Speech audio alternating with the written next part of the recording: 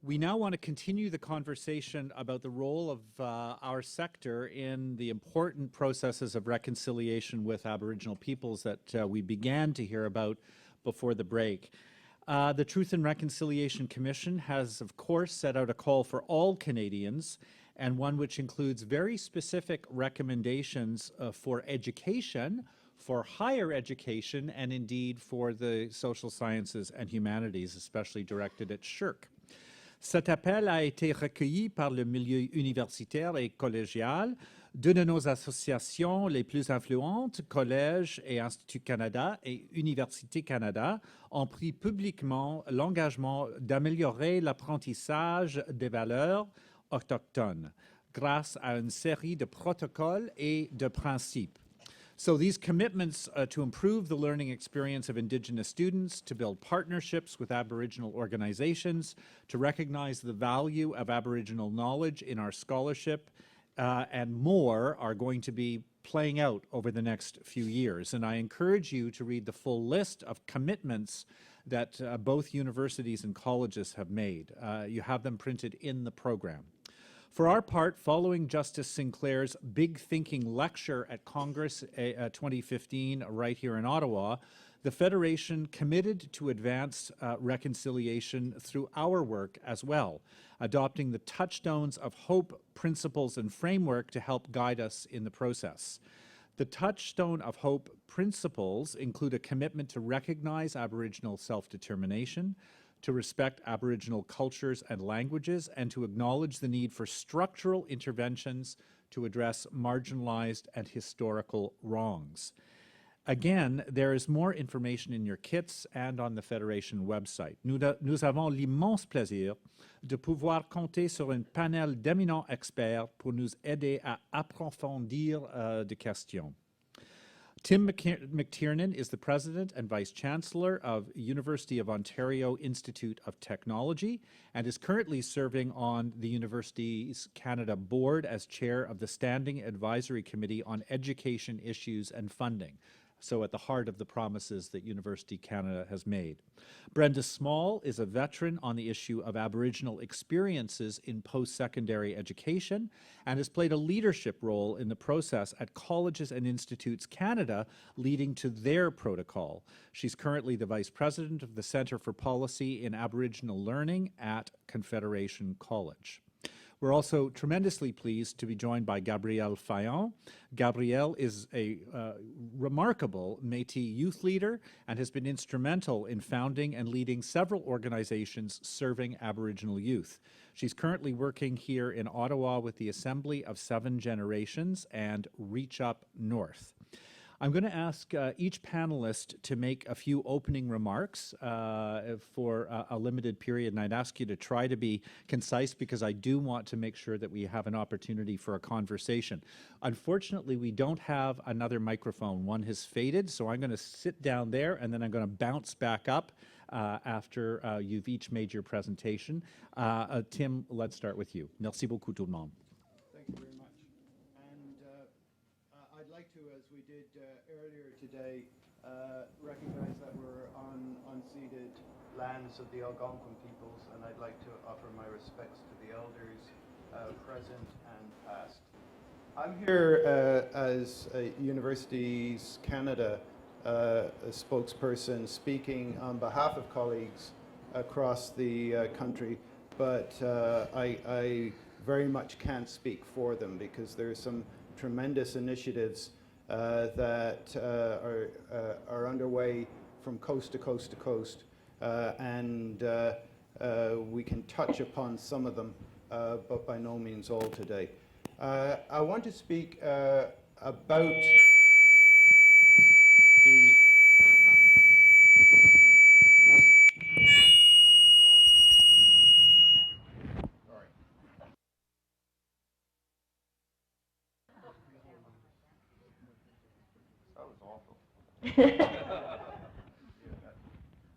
that's any different.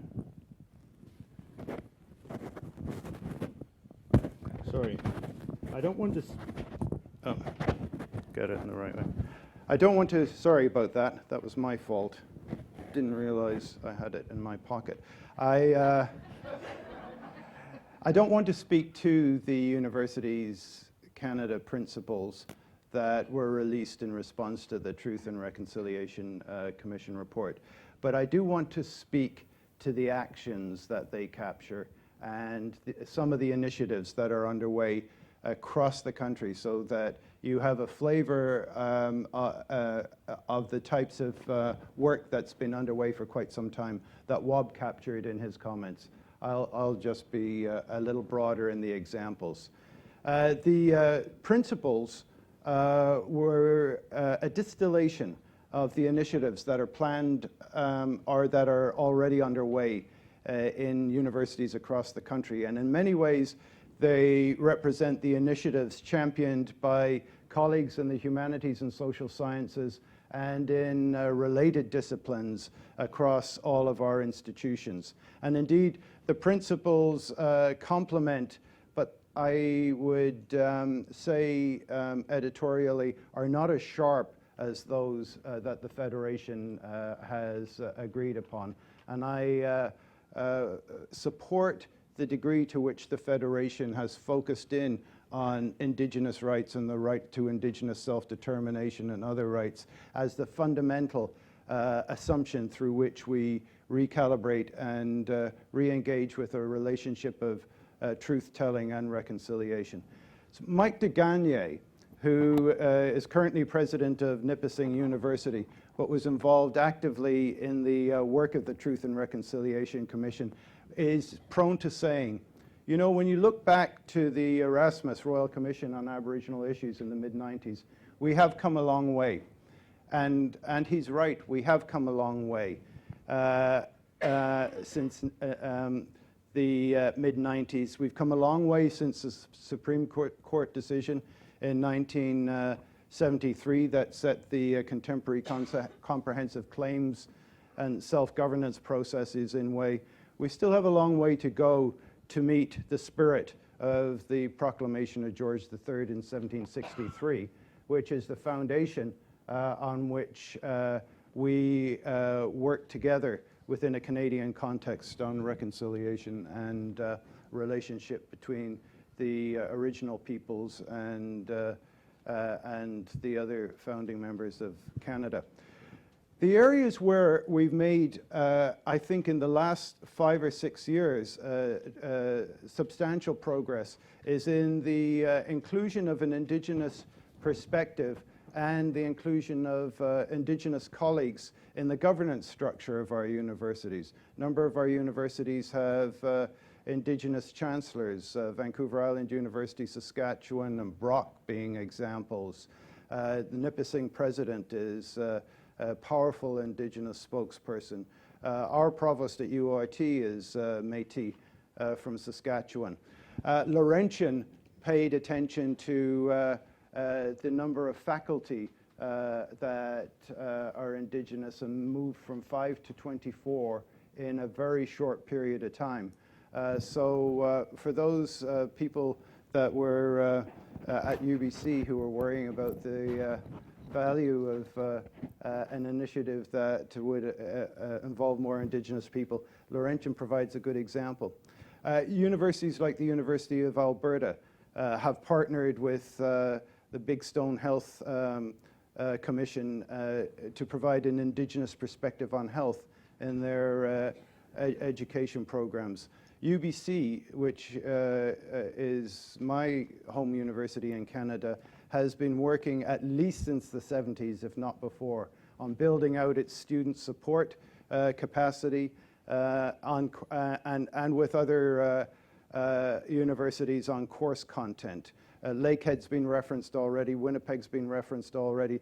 Carleton has done a program, recently approved a program on the ethics of engaging in Indigenous research, which not only captures the nature of research partnerships, but also provides a perspective around research that should inform a relationship. And space, which I never thought mattered, really matters on campuses.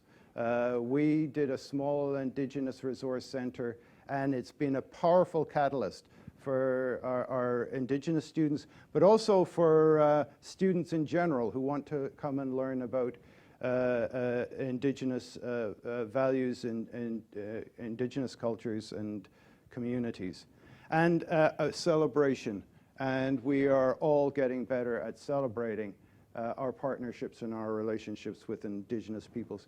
But all of this is about doing things, and the reconciliation process isn't just about doing things. It's about developing a different frame of reference. It's about an approach to relationships and changing our approach to relationships as much as it is about initiatives. It's going to a mindset from they to we, to create an environment and a place of learning that's not just a safe place, but that's home for all of us, including Indigenous people. And it is to think about how we meet the potential and the promise that was in the proclamation of George III of 1763 of how we could come together as peoples to build a country that works for all of us, including our youth. And it involves a degree of self-reflection as we move ahead as institutions. It involves understanding and supporting actively the work of our academic colleagues as they involve themselves in land claims processes, in community development, in linguistic studies, and in community health initiatives. And the challenge to us is to move from a position where we're meeting an obligation as we see it to one where we engage and involve ourselves in partnerships in a very unself-conscious way, because it's the normal thing to do. And I'll stop at that.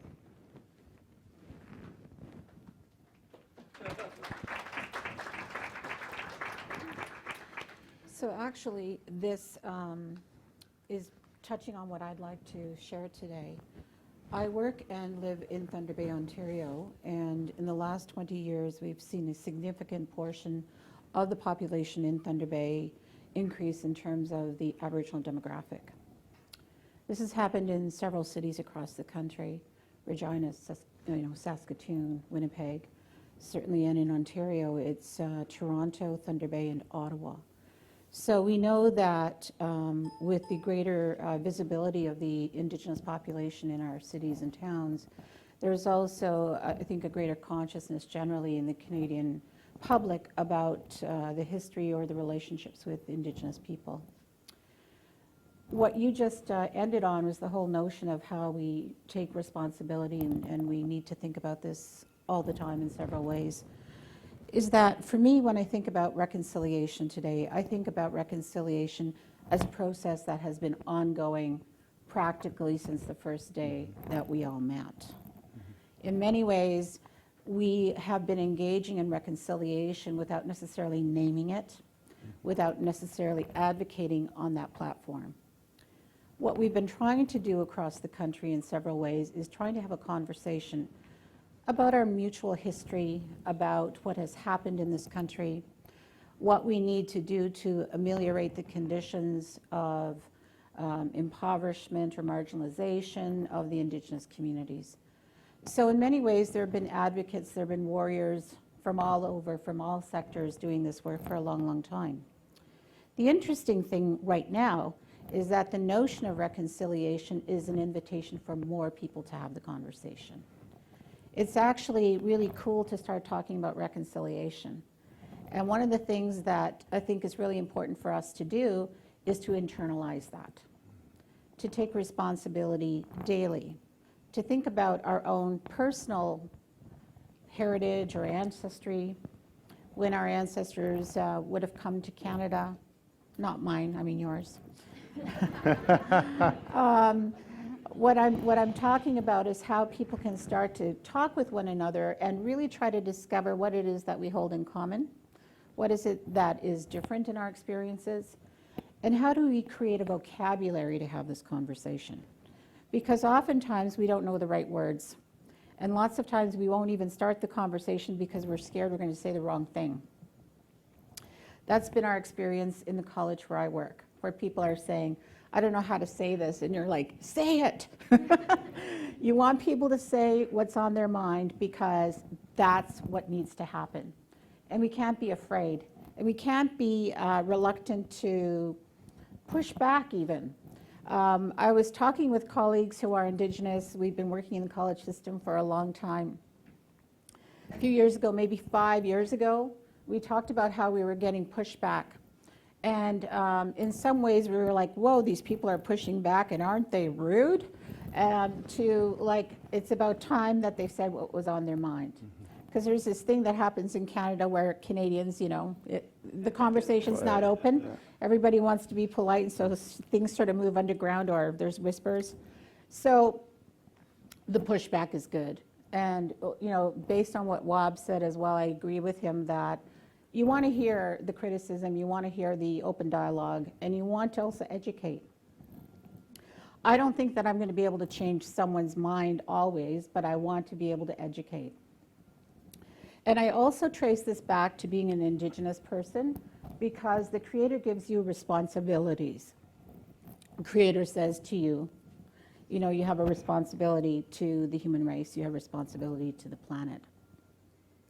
So what does that mean day to day? It means that you take responsibility for being here. And so what do? You engage, you teach, you share.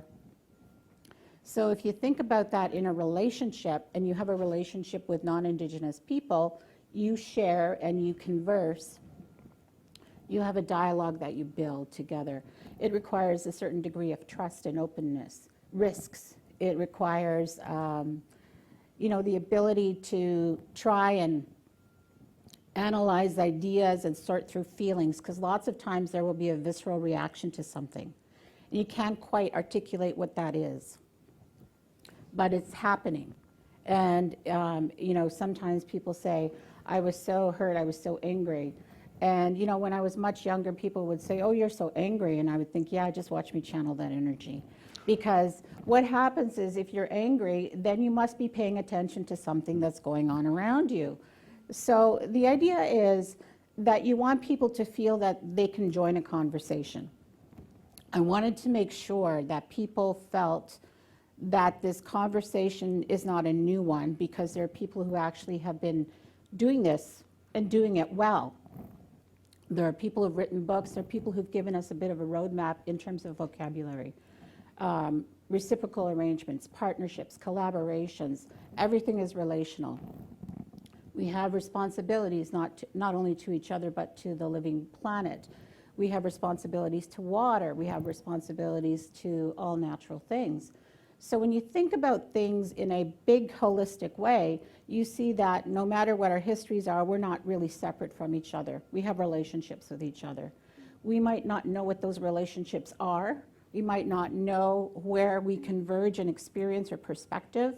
We may not know where we have affinities, where affinities exist. We also might not know if we don't start having conversations about what our cultural experiences have been. I can tell you a story. I went away to high school in the mid-70s because there wasn't a high school in my community. My parents came with me and my younger brother to high school in Sault Ste. Marie from the community of Moose Factory. We went to school in Moose Factory, and I went to high school, and I made friends with a young woman who's my age, named Carla. And she was from Italy. Her family had immigrated to Canada from Italy. So one night we were eating dinner, and I was saying to my parents, you know, Carla's family came from Italy with one suitcase. And so we used to have these political conversations at our family dinner table. And my dad is just eating his food, and he puts his fork down, and he goes, my family came from the bush, one pack sack. So, you know, when you think about things, you think about the roots of people, where they come from and what they came with, and what that means in our own time, in our own country. I often think about the fact that my mother's family was Métis, part of the Hudson Bay Company, part of the Anglican Church. Father's family from the bush, hunters and trappers, didn't speak English. My parents got married to each other and had me and my brother. So I had, as a young person, felt conflicted. I have this colonial past here, I better not tell anybody. And we're talking the early 70s when the American Indian movement was big. You remember that? Mm-hmm. So I was like pro-American Indian movement. And my grandparents didn't speak English. And I was sort of a little bit embarrassed or felt guilty for being having a mother of Métis ancestry. But in fact, I think about that now, and it's like having access to two worlds, even though I refuse to think of these as two worlds. We all live in one world and one universe and stars and planets. So when I think about that, I think, that's the embodiment in a way of a colonial upbringing in Canada that is very much entrenched in an Indigenous setting. James Bay, among the Cree people, I'm Cree. And when you think about it that way, it's like, it's inevitable that I'm going to be doing this work and talking about this even today with you. Because in our community, we have people who've been traveling that journey in their own personal lives. And one of my friends last night, I had dinner with her, she worked at the TRC. And she happens to be of East Indian heritage. And she said to me, tell them what it's like where you're always the teacher. And I said to her, yeah, I guess I could. So, in deference to her, what happens is that when you're the Indigenous person, and often the only Indigenous person in the room, is that you do all, quote, the teaching, you do the outreach, you do the hand-holding, you do the reassuring. And you're like, I read an article last night that my nephew sent from a young Indigenous scholar at Macalester University in St. Paul, Minneapolis last night. And this young woman who's actually Blackfoot from Western Canada said she was tired. And I'm thinking, okay, I'm really tired then. But what happens is that you're put into those situations where you do have to navigate the relationship. You have to figure it out, and you have to think on your feet, and you have to be generous, and you have to be kind. And you have to rely on your ancestors. When I went to the University of Toronto Law School, I sat in a big classroom that was a solarium. A lot of empty chairs in the room, small class. And I was thinking, oh, I'm here all by myself. But then I started to imagine all of my ancestors sitting in those empty chairs. And then I thought, hey, we're all here at U of T. And that's part of the idea, because everything you do and everything you're taught is with you all the time. So you bring it with you, and we're bringing it where we work now in colleges and universities. So the principles that the Colleges and Institutes Canada folks have worked on, we spent a day, I think it was in Edmonton, hammering out the wording, and we came up with 7. They're in your package. We know that there's some contentiousness among some of the colleges for the wording. And one of the pieces I think that's contentious is the last one, number 7, which says something about being accountable to the Aboriginal people, Indigenous people. And to me, I think that will be contentious, but who else are we going to be accountable to if it's not with each other? So I've already gone on too much, but I wanted to also talk about examples, and maybe later on I'll get to do that. Thank you very much for listening to me.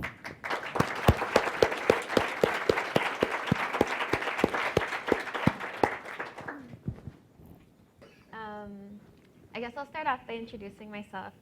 So, Mishin Dingwe Anquatque Indigenous Kaz, Fishing Lake in Donjaba, Anishinabe Ki Indonji Makwado Dam. So, my name is Gabrielle Fayant. I'm originally from Alberta. My family comes from a Métis settlement called Fishing Lake. And I currently live here on unceded, unsurrendered Algonquin territory and in Bear Clan. So those are some things that are very important to me as an Indigenous person, as a Métis person, to acknowledge and to let you know where my relations are from and who I am. So my story is all I can share with you. I can't represent anyone.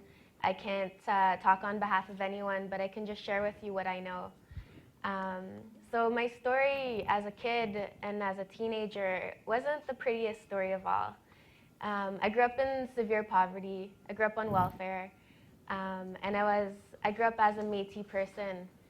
So whether I liked it or not, humanities and social sciences were a huge part of who I was. I had to rely on many of these services and policies for my survival, and whether I was aware of it or not even. So they were there in many different layers, whether it was social services, whether it was teachers who didn't understand who I was, whether it was policies from the federal, provincial, or municipal that were affecting my daily life and who I was as a person. So you, being professors, being institutional change makers and decision makers, you also have a huge responsibility whether you like it or not. So you actually play a huge role in how frontline workers work with Indigenous people. So these social workers and teachers and politicians, they need to be taught how to be the most humble, how to be the most compassionate and most understanding of all people. They have to be able to understand how to build these relationships. And so I'll tell you a little bit about some things that happen to people, even to this day. You know, I've been abused, and I've seen my mother be abused by social workers, by institutions that didn't want to accept us or understand us and who belittled us. And those are your graduates in many cases. And so you have to be aware of how your impact is going to create their impact and how they will go on to impact Indigenous people and help them either thrive or, in some cases, hurt them. So that's the reality of it. That's that bigger picture that I encourage you to constantly think about. So policies scare me. Honestly, policies really scare me. And I understand that we need policies. We need policies to help support Indigenous people and help create safer spaces. However, you also have to take into consideration that residential schools were a policy. The 60s scoop was a policy. And so policies sometimes may be formed with good intention, but you really have to think of how it will work on the ground, how it will work with the people that they're going to affect the most. So a lot of those policies were made by the governments at the time. However, it was those people on the ground, those frontline workers, that acted out those policies. Some of them in very bad ways, and others, I believe they were working with reconciliation. I've heard of many good stories of teachers in residential schools who, said enough is enough. This isn't what I want to do anymore. I don't care if this is what my job outline is saying. It's not right. So it's really important that we think of all these things. Like Brenda was saying, it's all connected. Everything is connected. We're connected to one another, and our actions are connected to the success of our future generations. So with that being said, I'd really caution you to be aware of policies and don't live your daily life with policies being the guiding factor. Remember how to be kind. And sometimes those policies don't tell you how to do that. But I really believe that Indigenous people from all different nations have the answers to a lot of the social issues we see today. So if you think of just really basic teachings on how to be a good human being. For example, the 7 grandfathers teachings are something that we hear in this part of the country a lot. They're just really human teachings, and they allow you to be humble, to be loving, to be kind, et cetera, et cetera. So with that being said, I really believe that in order for these things to come out, those Indigenous cultures and people really need to be honored. So by being honored, that means that these traditional values need to be accepted as much as a graduate program. They need to be at the same level of respect. It can't be they can't be looked upon as, savage or uncivilized or mythical. They need to be honored at the exact same level. So those teachings about being a good human being. I really believe that all of us in this room and all the relations that we have, we can share those teachings and look to Indigenous knowledge keepers and elders on how to do that. Your change makers, your graduates and the people that come out of your programs, they're going to be the change makers of this country. So one of the outcomes I would see when you're creating policies, when you're creating curriculums, really engage the communities that you're working with. So work with elders, and not just one elder. Don't just work with one elder. Work with many. Talk about many different perspectives. work with the youth, work with grassroots people, and listen to those activists out there. You know, sometimes people look at them as like they're just yelling around for no reason, but they have something really serious that they're advocating for, and you need to listen to what they're saying. That will really help continue this dialogue. You also really need to understand that it actually is detrimental to our communities when you tokenize Indigenous people. So that means that you're putting one Indigenous person and you're saying that they have the power to speak over all of us. And that actually hurts us more than anything, because you're not allowing more voices to be heard. You're not allowing diversity to happen. So I really encourage you to include people, have dialogue, don't shut people down. Listen to what they're trying to tell you, because there's great knowledge there. So I'll leave you with this last quote that I kind of, I rearranged. So the original quote went something along the lines of, you're only as strong as your weakest link. And I didn't really like how it said weakest link, because I don't believe any of us are truly weak links or lower than one another. But I really believe that as a country, we're only as healthy as our most hurt person. And so we need to look at everybody. We need to consider everybody's feelings and where they're at and where they came from. So with that, Miigwech Chai Hai, thank you for listening.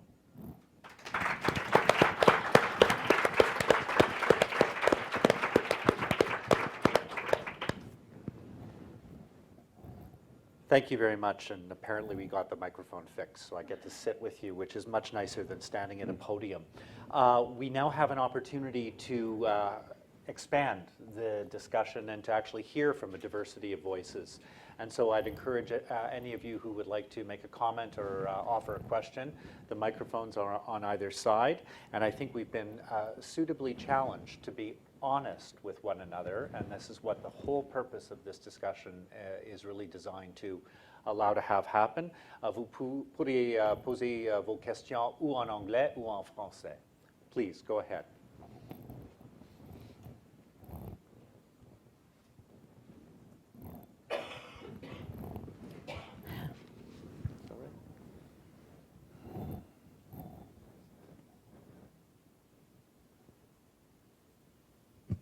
Thank you. Thank you for your honest and open share. It always happens whenever I have my heart touched. My eyes like start to do this watering thing you might be familiar with. It called to mind a lot of stories from my own youth. I have an offering actually I'd like to give you after Gabrielle for your wisdom. A few things that we've talked about today have been about the differences in knowledges and how some are honored and some are not. And sorry for my shaky voice here. But I think also what we overlook sometimes too is how we play into that through our academic writing in terms of our peer-reviewed journals and the process that we all go through as graduate students in terms of our theses and dissertations and kind of jumping into conference presentations and so forth. So I wanted to hear a little bit about from you, and I don't have the question in the most eloquent way of asking, but I wanted to hear from you in terms of how can we look at reconciliation from this thing that we take for granted as academics, this writing that we do. This academic writing, the constraints that it provides and how it enables but constrains simultaneously, how it gatekeeps some in, some out, how it can intimidate. I know many students, myself included, have questioned to continue or not in the academy because we can only bring one half of ourselves. Which half? Up here. That traditional knowledge, that they're doing it again, I'm sorry. The knowledge of my teachers and, where do I put that? It's hard to fight for that to be included, even with right now going through the process of including my own learnings, my own journey to the research, it's always being contested, and I'm arguing, and I'm trying to say, no, you need to have a relationship to me as a researcher, to have a relationship to my work and my story and to the people that I represent, and that, so without getting too off topic and microphone MC, yeah, I'd love to hear if this jogged any ideas or any thoughts for you. I would really be honored to hear anything that can come up. Thank you. Thank you very much. Brenda, would you like to start on that? I think what happens many times when scholars, students, thinkers, artists, creative people try to advance ideas is that the less creative people, less creative approaches try to subsume or submerge. And we're really talking about acts of freedom, the ability to have ideas and approaches that don't conform in many ways to a status quo. Whether it's a status quo in the Indigenous world or the non-Indigenous world or perspectives. And sometimes when you're a student, you're really crafting new ideas and new approaches. And sometimes it's only the gift of time and retrospect that teaches you how to be more articulate about that time and that place previously. That's what I found when I was a student. I found it extremely alienating to be in school for many years at a post-secondary level. I felt very lonely. And I also felt that my voice was denied, that I was silenced. Also feel that working where I work as well in a learning institution. So I'm sorry to say it doesn't ever totally go away. On the other hand, there are some wonderful people who will give you space and who will listen and who will be supportive. The other thing is that when you're charting new territory and you're coming up with new approaches and new ideas, it's never easy. And when I was thinking about reconciliation coming here, I was thinking, you know what? Reconciliation work actually equals innovation. It involves change. It involves systemic change. It involves people making huge sacrifices in their life's work in order to make that change. It shouldn't have to be that way, but that's what's happened. One of the ways in which I feel that we can cope with the arbitrariness and the lack of institutions to respond is through having a spiritual experience through all the work. Because to me that's very grounding. And it's a way in which we can keep our head when we're being challenged. And it's also a way to always restore your spirit, to be in touch with your soul. So I don't know if that helps. Yeah, that's a really big question, and I think there's many different levels to it as well. So even in when you go and talk to a group of people that is some might be academic and some might be more traditional, you'll still see people arguing a little bit about what they believe is right protocol and not right protocol. So even outside of academia and even in traditional areas, there will be that kind of just the contrary opinions. And I think it's really about how do we discuss our differences and our opinions in a good way. Because it's not bad if we have contrary opinions. It's not a bad thing. And I always believe that the truth is somewhere in the middle. When there's two opposing views, the truth is somewhere in the middle there. And we really need to talk it out. It's just a matter of how we talk it out. Because there can be some very hurtful ways people discuss their ideas. If we constantly go into these situations and believe that we are the sole answer and we only have the right answer, then we're going to hurt people along the way and vice versa. So I would really encourage you to keep doing what you're doing. Those emotions, those are not a bad thing. I know in this world we live in today, it's kind of looked down upon when someone gets emotional, but you know, keep sharing those emotions. Like those tears, that's real. That's something real. It's not just words. It's like an actual something is happening inside of you. And I often believe that it's our ancestors coming through us. You know, when I was, so being Métis, a lot of my grandma and my great-grandma, they weren't allowed to tell their story. So even being Métis and the whole Truth and Reconciliation Commission, we weren't allowed to tell our stories. And so I went to those events, and I really support those events. However, I was there, and I started to get really emotional, you know, as I was crying, and I didn't understand why, but I really believed that those emotions were coming through because of my ancestors were never able to tell their story about their pain. So, you know, work with that and keep doing what you're doing. You know, you're like that those grassroots people trying to come up and solve something. So it might be hard, but I really encourage you to continue. So Miigwech for sharing. I can't answer your concerns very well, but let me try and give you a sense of what I worry about sometimes. I think we don't always analyze and recognize the power structures we're in, that we create for ourselves within our academic environments, the hierarchies that we have, and the challenge that we have. I mean, we are in academic institutions fundamentally a community, but we don't engage in community support activities. We test each other all the time, and we challenge each other all the time. And I think that's part of a European convention that's been bought with those of us who came recently, in my case, and longer ago to establish the institutions that we study in and work in. I'll tell a small story about how you, and it's small and it's trivial in this context, but it's a story about how you fundamentally realize that you're thinking about your context and your environment very different than the person you're with.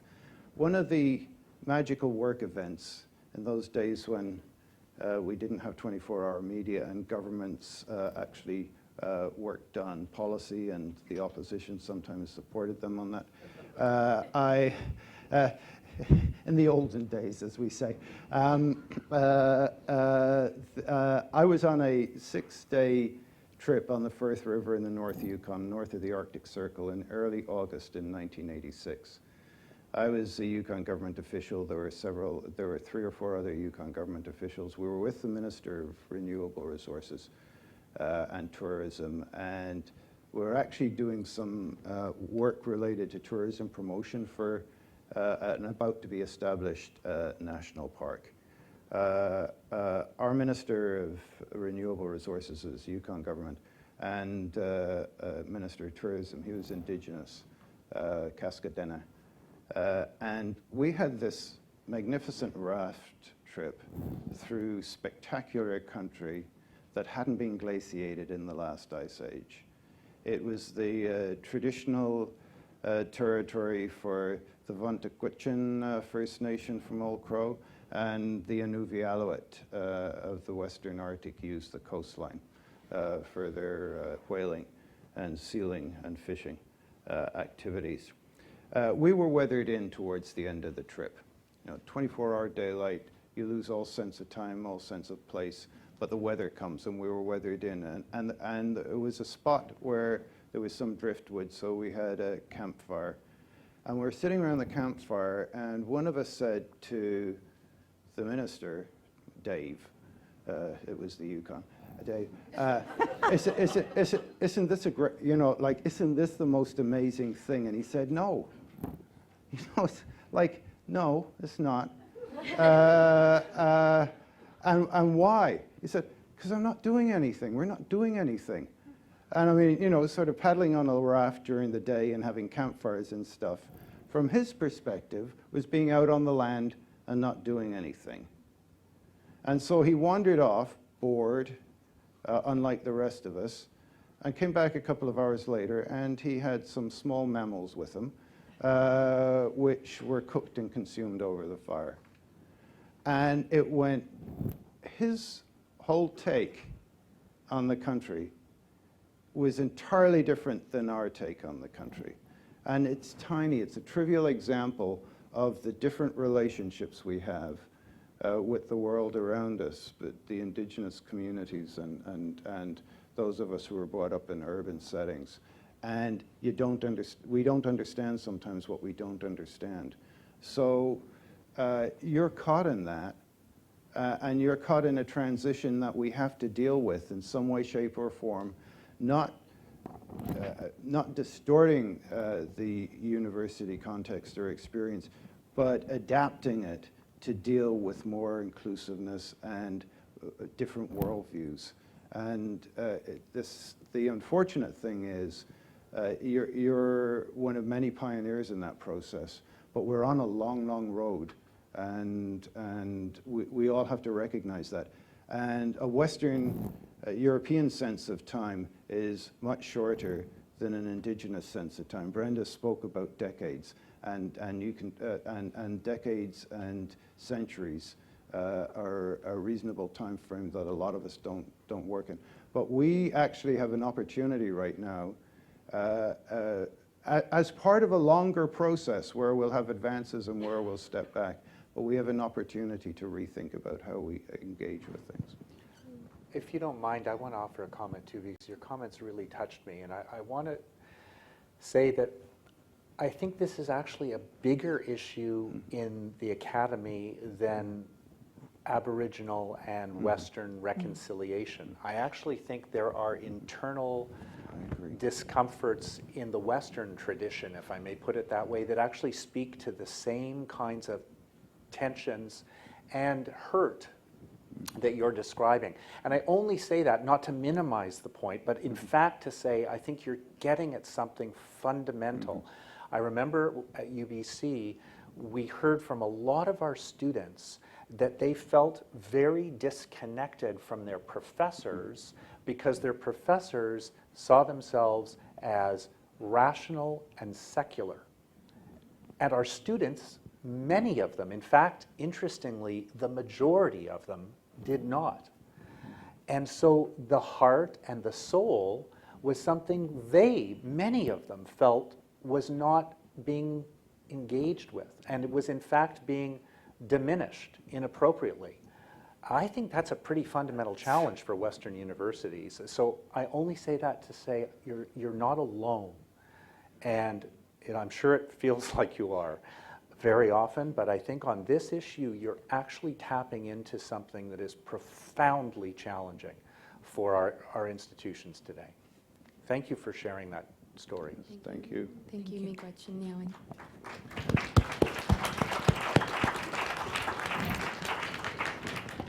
Oui, merci. Hi, thank you. I'm Dominique Marshall from Carleton University, and I'm on the board of the Fédération for the associations. I'm also the vice president of the Canadian Historical Association.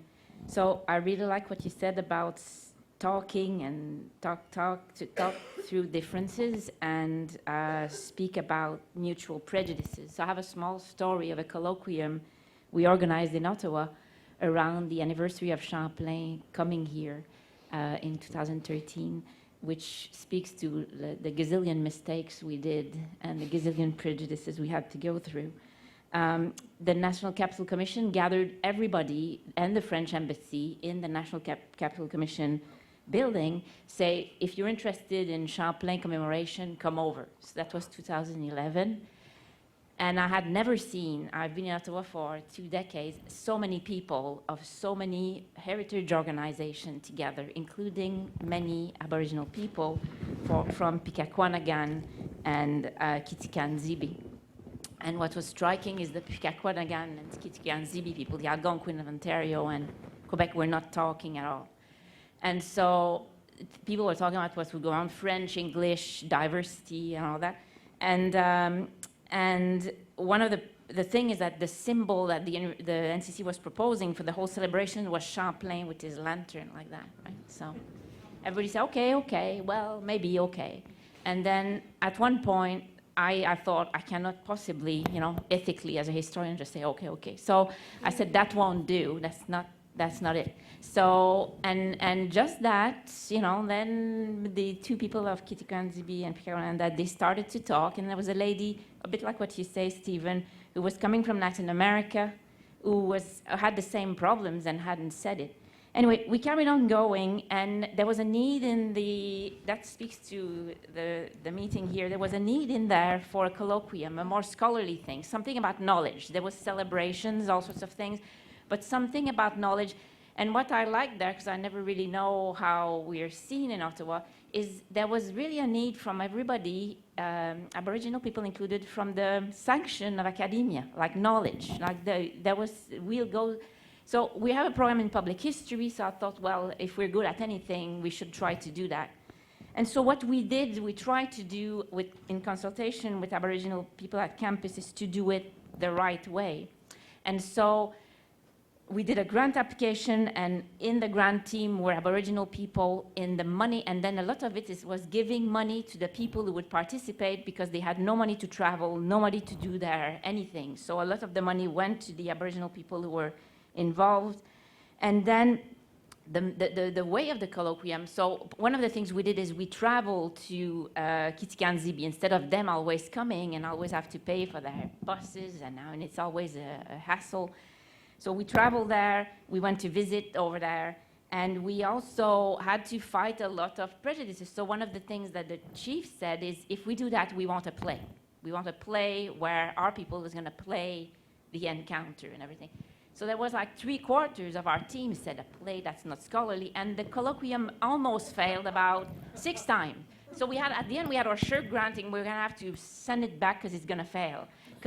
So we had to convince, my department, public history, plays and history, we like that. So it took a lot of convincing to say to the others, a play is scholarly, this is knowledge. And the play, so there was a play, so the artists help a lot to make these gaps. The title I'm of the going to have to ask colloquium- you to try to get to the end. The title, Champlain, the Anishinaabe, nobody will understand what that means, but we got the title right. And then in the end, we had people on every panel, so there was not an Aboriginal panel. It was Aboriginal all the way through.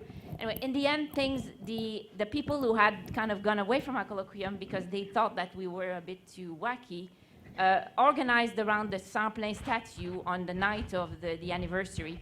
And the people that were more on our side organized around the Scout statue, and the whole AV system of the Champlain statue failed that night, so the gods were on our side. So Any comments on that? I think it may be a story that we should It just is. accept as a story, unless, Respect the gods. we respect the gods, exactly. The last question, and then we'll have to draw to a close, I'm afraid. Okay. Kwe, Jennifer here in Indigenous, and Miigwech for sharing your stories. I'm the librarian responsible for Aboriginal Studies, University of Ottawa, and I've been in that position for about 9 years. And dealing with, in terms of all my students and the professors too, how does one take the 4 directions or Indigenous ways of looking at things and in the academy? And so I've been looking and working on this for a long time, and I just want to share at least the work of one person, and that's Cathy Epsilon. She's a professor at Wilfrid Laurier University, and she often speaks at Trent as well. She's a social worker, or a background in social work. And her thesis is a very interesting, and the name has skipped me right now. However, she has a document that she originally created for master's students, and it's on the 4 directions and how to incorporate 4 directions and kind of take the best of both as what we have in this, presently. And it's really, really useful. Unfortunately, it's not on her site right now, but it is on my site. It's the Library Guide Aboriginal Studies, University of Ottawa. And also it's on Ryerson's Aboriginal Studies portal. And they have a condensed version of it, but it does talk about the journey. It does talk about the 4 directions. And I find it's really, really helpful and gives students and professors a good start We also at University of Ottawa have a course in Indigenous research methodologies, and that's another, direction. I mean, there's some really good basic works that I, suggest that people look at. But also, I think that Cathy Epsilon's work is a really good direction. And the last thing I'll say is what she said in public about her thesis was that she totally reversed the process. The last thing that she did was her literature search. But she did it, and she based it on her work or her life as a young child going into the woods and berry picking. And so her thesis has visuals, and it really helps you get a perspective and do it from the heart, and then, so it's reversing the process, and I just wanted to share that. I thought it would be a good resource, and miigwech. Thank you very much for that sharing of a resource. Any final comments you'd like to make? Yes, Brenda. I wanted to share our experiences in working with Indigenous knowledge. We developed what we call the Aboriginal Learning Outcomes at Confederation College in 2007. And in 2010, they were launched college-wide. It's now 2015, and we have about 40 to 45% introduction, integration, and fusion across programs at Confederation College. The idea is that it's not mandatory, but we're saying that we're committed to Indigenous knowledges and that we will have Indigenous knowledge integrated and infused across every program in the college, regardless of discipline or field of study. So that means if you're in the nursing program, you will inevitably, whether you're talking about community health, nutrition, taking care of women and children, science, chemistry, that there will be Indigenous knowledges in those courses across the board. We're trying to say that it's a hallmark of the graduate. We've actually been working with Trent University and First Nations Technical Institute, an Aboriginal institute in Ontario, and we have shared our learning outcomes with them. And so we worked on a Pathways project for Indigenous learners, and we found that when we aligned our disciplines, like environmental studies, for example, across all the institutions, the 3 different kinds of institutions, that there was affinity, but then when we applied the Indigenous knowledge principles and the outcomes, they just came together. It crystallized. So we're really proud of using Indigenous knowledge and Aboriginal learning outcomes. And at the National CCAN conference in Winnipeg, we shared the Indigenous learning outcomes from Confederation College with everyone in the room, and we know that people are now using them and implementing them. Just wanted to tell you about the protocol among the colleges.